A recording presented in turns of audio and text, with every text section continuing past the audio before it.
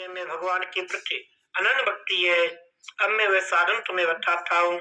बड़े बड़े ज्ञानी पुरुषों ने जिस साधन को श्रीमद् भागवत के नाम से कहा है, परंतु इसकी प्राप्ति पूर्व जन्म के पुण्यों से संभव है। जन्मांतरेत भवेत पुण्यम कथा भागवतम लवेत। जब इस जीव के जन्म जन्म के पुण्य उदय होते हैं तब इस जीव को श्रीमद् भागवत कथा लाभ प्राप्त होता है। मालूम तो बहुतों को पड़ जाता है, कथा हो रही है, बाबा के सानिध्य में हो रही है और ये देवताओं के लिए दुर्लभ है, हमको कथा में आना चाहिए, सुनना चाहिए। लेकिन महाराज कई कई जन्म के पुण्य की बात है बाबा के सानिध्य में धाम में भगवान की कथा सुनना। ये एक दो जन्म की बात नहीं है, कई कई जन्मों की बात है। सूत जी कहते ऋषियों प्रक्षितम कथा वाक्यम सभायाम सांसे सुखे। जब श्री सुखदेव जी महाराज राजा परीक्षित को भागवत सुनाने के लिए आसन पर विराजमान हुए, बोलो श्री सुखदेव जी महाराज जी की, श्री पंचवीर महाराज जी की।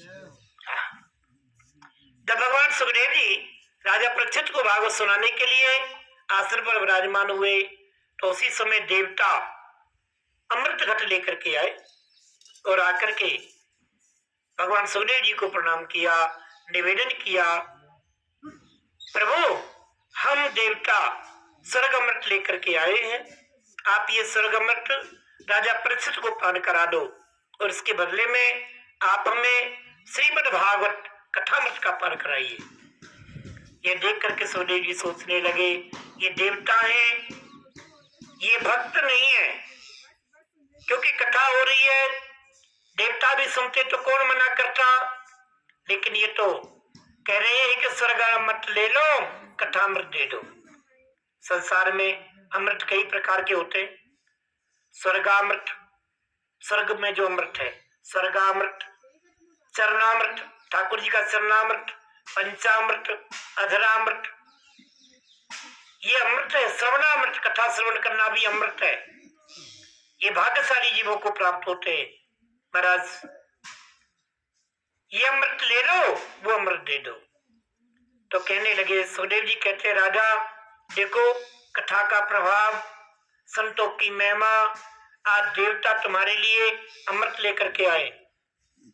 अब आपके सामने स्वर्गामृत और कथामृत चाहो वे पान कर लो।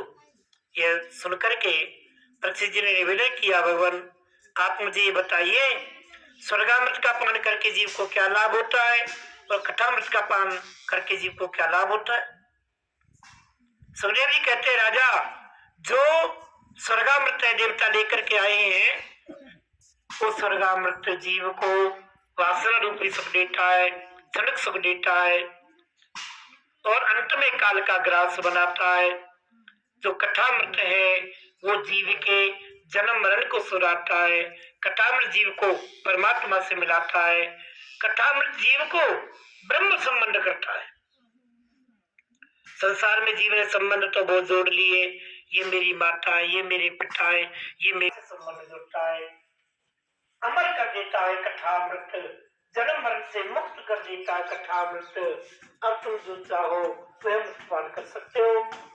यह सुनकर के परीक्षित जी ने भगवान सुखदेव जी से निवेदन किया कि परम गुरु आप मुझे स्वर्गामृत नहीं, आप मुझे श्रीमद् भागवत कथामृत का पान कराइए। भागवत मात्र में वर्णन आया, अवस्था का पान नहीं कराया। इसी कथामृत का पान करके राजा परीक्षित मुक्त हो गए, उनकी मुक्ति हो गई। वो भागवत भगवान की। यह देख करके महाराज सभी देवता दौड़े दौड़े ब्रह्मलोक में गए और ब्रह्मा जी सुन करके मुक्त हो गए और हम देवता होकर भी मुक्त नहीं हो सके। हमको भागवत सुनने का अवसर प्राप्त नहीं हुआ। कृपा करो, इसका क्या कारण हो सकता है। तब तो ब्रह्मा जी अपने ब्रह्मलोक में एक तराजू लेकर स्वरूप नहीं है, इसका पठन श्रवण दर्शन करने से जीव को वैकुंठ लोकों की प्राप्ति होती है। जो विधि देवऋषि नारद जी को सनत कुमारों ने बताई, उस विधि के अनुसार भागवत सुनने से जीव के जन्म जन्म के पाप नष्ट हो जाते हैं, वैकुंठ आदि लोगों की प्राप्ति होती है। यह सुनकर के सोनक जी कहने लगे, सूत जी महाराज, ये तो आपने बड़े आश्चर्य की बात बताई। देवर्षि नारद जी 2.5 घड़ी से ज्यादा एक जगह रुक नहीं सकते, तो उनको 7 दिन सप्ताह सुनने का ये अवसर कैसे प्राप्त हुआ? कृपा करके हमको ये कथा सुनाने की कृपा करें। कहते हैं, समित कुमार कहते हैं, एक समय की बात है, देवर्षि नारद जी हरि गुण गाते